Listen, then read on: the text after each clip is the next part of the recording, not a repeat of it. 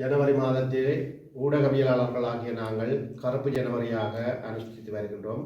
காரணம், எங்களுடைய மக்களினுடைய உண்மை தகவல்களை, அதாவது மக்களுக்கு நடக்கின்ற அநீதிகளை வெளிக்கொண்டு இருக்கின்ற நோக்கோடு மிகவும் காத்திரமாக செயற்பட்ட ஊடகவியலாளர்கள் கடந்த 2009க்கு முன்னர், குறிப்பாக அந்த யுத்தம் நடைபெற்ற காலப்பகுதியிலே அதிகளவான ஊடகவியலாளர்கள் தமிழ் மக்களினுடைய உரிமைக்காக குரல் கொடுத்த காரணத்தினால் சுட்டு கொல்லப்பட்டும் கடத்தி காணாமல் ஆக்கப்பட்டும் இருக்கின்றார்கள். அந்த வகையிலே ஜனவரி மாதத்தை பொறுத்தளவிலே எங்களுக்கு சுப்பிரமணியம் சுகீர்தராஜன் அண்ணா 2006ஆம் ஆண்டு திருகோணமலையில் நடைபெற்ற 5 மாணவர்களினுடைய படுகொலை தொடர்பான உண்மைகளை வெளிக்கொணர்ந்த காரணத்தினால் சுட்டுக் கொல்லப்பட்டிருந்தார். அதே போன்று லசந்த விக்ரமதுங்க அவர்கள் ஜனவரி மாதத்திலே கொல்லப்பட்டிருக்கிறார். அதே போன்று அந்த ஜனவரி மாதத்திலேயே பிரதி டெக்னாலஜி அவர்கள் கடத்தி காணாமல் ஆக்கப்பட்டிருக்கின்றார்.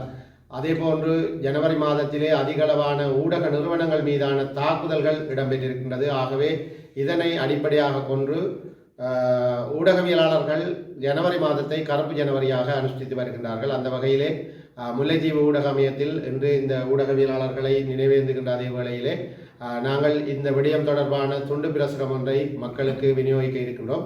அந்த வகையில் இந்த அஞ்சலி நிகழ்வினுடைய ஆரம்ப நிகழ்வாக சுப்பிரமணியம் சுகீர்தராஜன் அண்ணா அவர்களுடைய திருவுருவப் படத்திற்கான மலர் மாலையினை அணிவிக்குமாறு ஊடகவியலாளர் சுமந்திரன் அண்ணா அவர்களையும் ஊடகவியலாளர் லசந்த விக்ரமதுங்க அவர்களின் திருவுருவப் படத்திற்கு மலர் மாலையை அணிவிக்குமாறு ஜெயம் ஜெகன் அவர்களையும் அன்போடு அழைத்து நிற்கின்றோம்.